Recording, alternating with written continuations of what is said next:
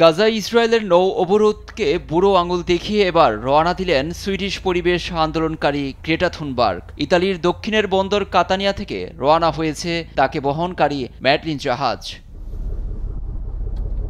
এ যাত্রায় গ্রেটা একানন সঙ্গে আছেন গেম অব থ্রোনস খ্যাত অভিনেতা লিয়াম ক্যানিংহ্যাম, মানবাধিকার কর্মী ছাড়াও আরও 10 জন। তার দলকে দেখা গেছে বেশ উচ্ছ্বসিত।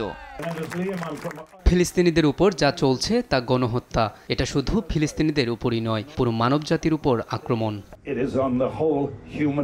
জাহাজটি পরিচালনায় আছে ত্রাণবাহী আন্তর্জাতিক ফ্লোটিলা কোয়ালিশন। সংশ্লিষ্টরা দীর্ঘদিন গাজা উপকূলে ইসরায়েলের সামুদ্রিক অবরোধ ভাঙার লক্ষ্যে কাজ করে যাচ্ছে। গাজার নিপীড়িত মানুষের জন্য সংগ্রাম চলবে বলেও আওয়াজ তুলেছেন গ্রেটা থুনবার্গ।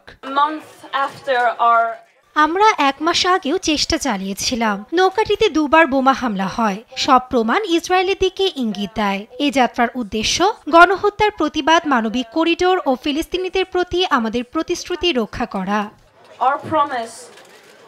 আবেগঘন বার্তায় গ্রেটা আরও বলেন, মানবতা থেমে গেলে তারাও হেরে যাবে।